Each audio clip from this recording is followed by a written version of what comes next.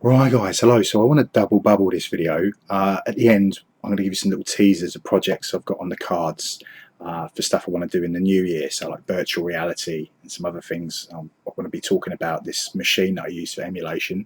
But we've got some more Commodore chat we want to get out of the way for my Amiga amigos, keep you up to speed with the Amiga Forever project. And I thank everybody for their patience. This is taking much longer than we hoped it would.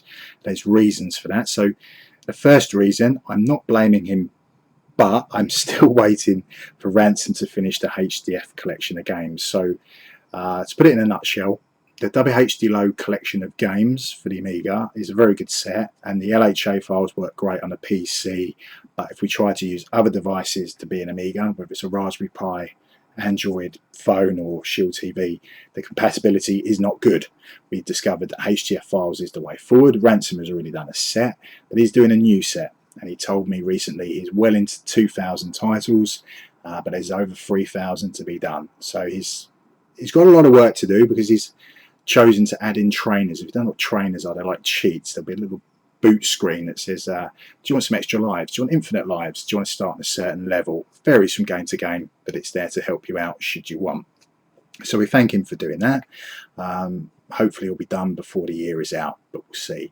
But a real issue that's been holding us back is to do with the emulators, the software that we use to play the games. Now on PC, that's not really an issue. It's all to do with Android. So the best emulator used was Uae4arm, and the problem was that it broke on the Shield TV with the Android TV Oreo update, which was quite some while ago, but it is now working again. I sent a cat log, which is like a crash log, off to the developer to show him why it's not working, and it wasn't too long after I did that it started working again. So that could be a coincidence, but I'd like to think I had something to do with that, and that's really what I'm supposed to do as a beta tester. I'm supposed to get back to the developer. So even when he did the update and it started working on Shield TV again, there was still some bugs which he has now ironed out with future updates. So these updates, as they come out, I am extracting them on my phone, providing the APK for you to download from a mega link. I put that on a Hyperspin forum in my Amiga Forever thread. So the reason I have to do that is it's still not listed as officially compatible in the Google Play Store. So if you search for Uae4arm on your Shield TV, you won't find it. So he knows it's fixed. He's closed the issue on GitHub, but he still needs to re-enable the compatibility in the Google Play Store. So you can see there, it says it's not compatible, but it will work. You just need to sideload it, get your APK, install it through a file manager, whatever you use, Explore, it doesn't really matter. But once it's installed, they will play. So something else we can talk about, one of the Hyperspin forum members, he got fed up waiting for me to do a tutorial on the Amiga, and he's cracked on himself. He slaps my name all over the guide, giving me credit, but credit really goes to him for writing it up. It's a good guide, but my adventures in all things Amiga helped him along, and a few other people, so he gives credit where it's due. So yeah, he's using Uae4arm. And there's a reason I didn't write a guide up, because I don't want to commit to Uae4arm, and there's reasons for that. So the CD32 is actually in a pretty good state because we don't have the issues like we have with WHD Low. These CDs have been ripped, their names do not change, nothing updates. So we've got disc art, we've got box art, we've got video snaps. It's in good nick. What the forum member did, he then started to dabble in the CD-TV. So the CD-TV is basically an Amiga A500 with a CD-ROM drive, and the CD32 is an A1200 Amiga basically with a CD-ROM drive. So there's some cross compatibility there. He was playing around with the CD-TV and he said, I've not got all of the games, but from what I've tested, some are broken, some play, some are playing, but I need to tweak the controls around. So this is why we have these UAE files, these config files for every game to tailor the experience to the emulator to play those games. So what the guy didn't realise is for the CD-TV is that the emulator needs to have these chipset extra options. So I said there was a certain amount of cross compatibility there. I'm going to pull a figure out here. 80% of CD-TV titles will play on the CD32, but there is a handful that will just call CD-TV exclusives. So unless the emulator has that chipset extra option for CD-TV, they just ain't going to play. So that's where he's having the problems, but we thank him for all of his efforts and saying which games he had to tinker with the controls with, because that's incredibly helpful when we want to make the UAE files. So yeah, as good as Uae4arm is, and I thank Lubomir for his efforts. I can't push all my chips into Uae4arm and commit to it for the project. So what I did was have a chat with my buddy Ransom, because he's well known in the Raspberry Pi community for all things Commodore and Amiga, and he uses the Amiberry emulator. And I said, could you just check its chipset extra options, because they say CD32, but they do CDTV as well. So we can do all Amiga games, we can do CD32 and CDTV. So a great emulator, but we don't have it on Android yet. They've taken crowdfunding to buy the software to do the port, which they got the funding, they've got the software, and they are working on it. So we got was it January 2018, Ransom Rose put this issue up on GitHub saying, you know, will we get a port to Android? And it was last night we just got an update through from the developer saying he hasn't got the emulator into the Android software development kit yet. There's a lot of groundwork they need to do first and problems that they've had, but they're making progress. And you see he talks about Uae4arm and Lubomir here, so there's commonality between the two emulators. But those config files we've mentioned aren't cross-compatible, I seriously doubt. So if I've already put a lot of time into Uae4arm, and I do not want to put any more, because if Amiberry is released next year, Lubomir might turn around and say, well, I don't really need to do Uae4arm anymore. Amiberry's a very good emulator, and he might jump ship and help with Amiberry. So I don't know, and that uncertainty doesn't instill me with confidence to commit to any particular emulator. I want to see what wins out. If I end up with Uae4arm and it's abandoned, I'm going to have a setup that's just wasted, really, as everybody else moves forward with Amiberry. So we wish them well with that. There is no release date. We don't know. It'll be done when it's done. But luckily, there's still stuff that I need to get on with whilst I wait. So once I get Ransom's HDF collection, I can then create database files for all of those games for the systems. So I'll do an Amiga A500 wheel, Amiga A1200 wheel. I might do one for the demo discs as well. And I can check there's no new games added in and make sure that we have media for all of these games so it looks good. So just to explain how Hyperspin works at the moment, everything is in one wheel. So ECS games, A500 games, AJ games, A1200 games are all together, and the demo discs, and I don't want that. I want it separated. So the way it works at the moment, some games were exclusive to AGA Amigas because it's just better graphics. The A500 couldn't do it, but some games were available on both systems. So what Hyperspin says is, well, if there's an AGA version of that game, that must be the game that you want to play, the version, because it has the best graphics. Well, no, it's not. There is a difference, so we'll just show that quickly.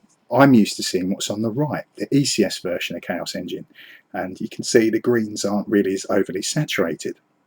So if we play the CD32 version of Chaos Engine, that is basically an AGA port. We have the very bright greens. So I want to have a wheel for my nostalgia to see the games as I remember them as the A500. So the good news is that the games can share the same name. It is still the Chaos Engine. I don't need the AGA tag on it, so I don't double the workload. The wheel art can be called the same, the box art can be called the same, and the disc art, they can all be shared between the two wheels. Might want to do more video snaps to show the differences. So there's a little bit of work there, but it's not too bad. So that is the idea. I should end up with 2, if not 3, Amiga wheels if I include the demo discs as well, because Ransom does a very good collection of Commodore stuff. What we'll get onto as well is some of the other Commodore computers. Now, a lot of these predate me, so I don't really have any love for them, not even the Commodore 64, but many other people do. And unfortunately, these have been kind of neglected in Hyperspin as well.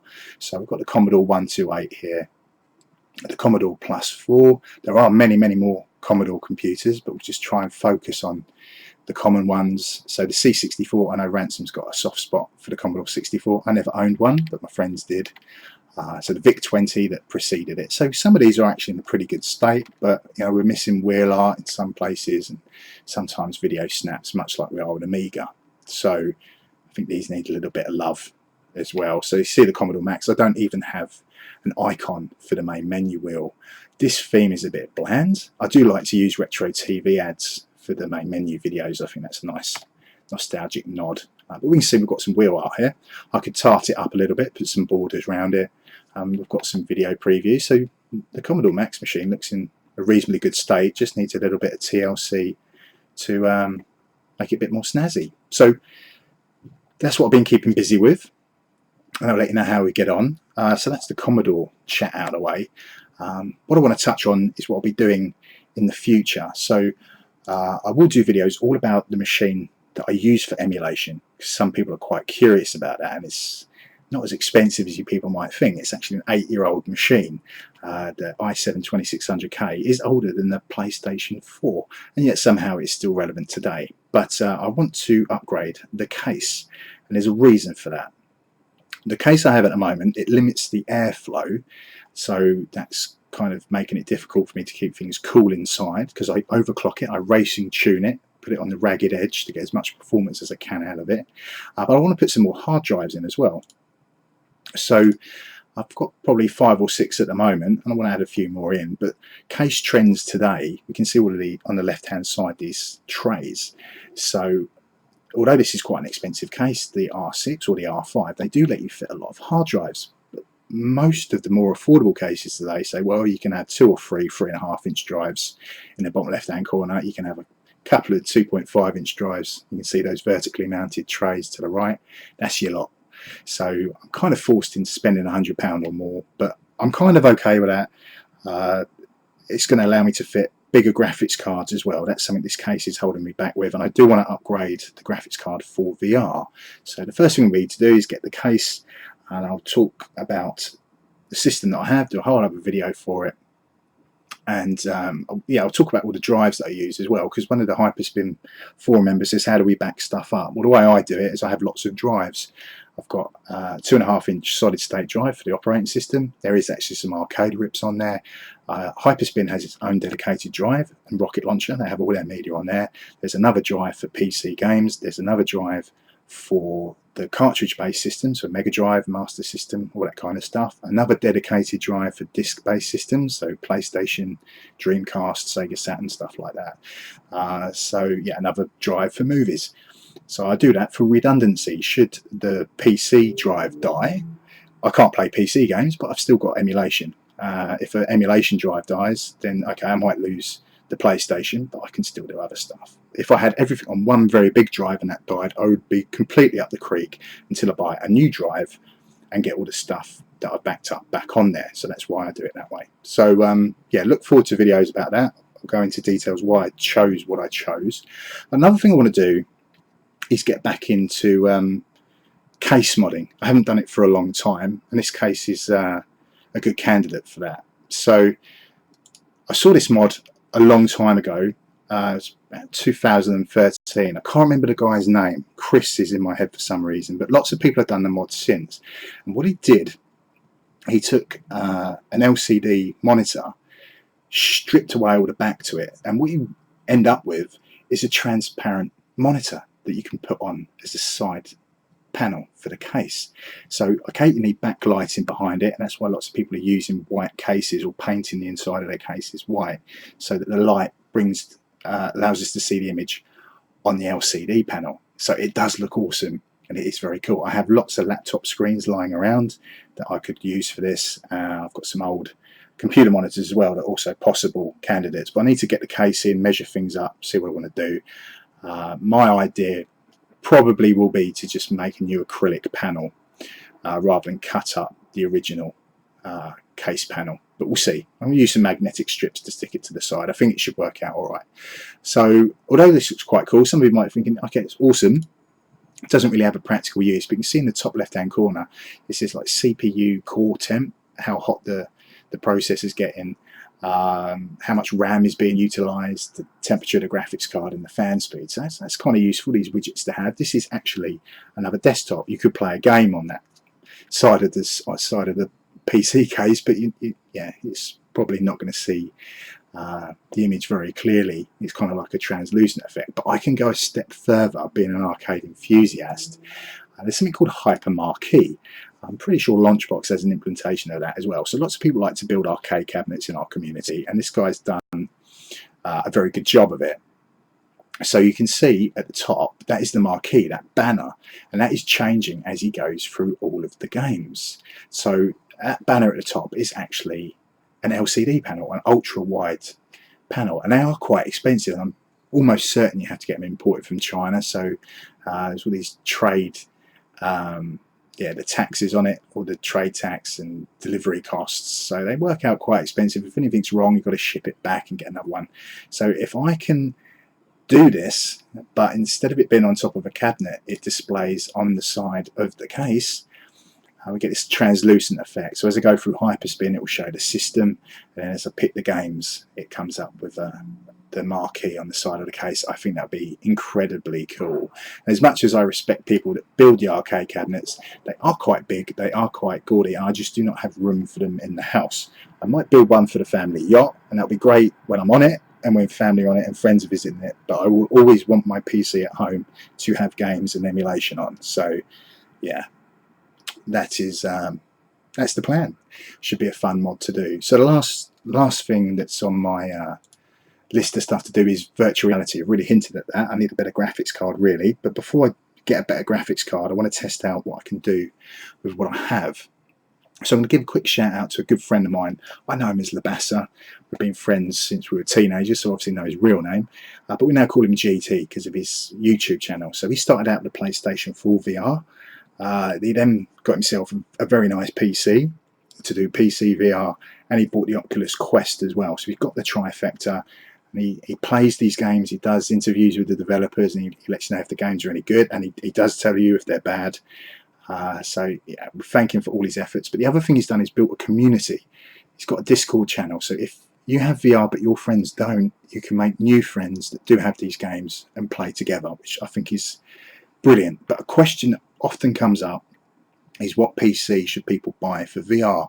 And it's something that he tries to avoid answering, because he does know he does not have the technical expertise to really be giving that advice out. And you have to respect, like, if he doesn't know what he's talking about, he won't talk about it.